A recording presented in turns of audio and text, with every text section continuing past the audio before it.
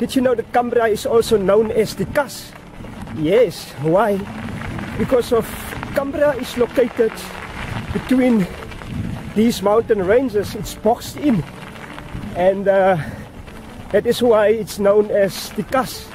En baie mense, die inwoners, sal vir jou sê dat die Kas is omdat dit so lekker koel is tussen hierdie bergreekse. And this is the Cumbria Poort that leads you towards Potensie on the eastern side of the Baviaanskloof. And I hope to see you in the future here in the Baviaanskloof doing what we love. Yes, would explore the Baviaans.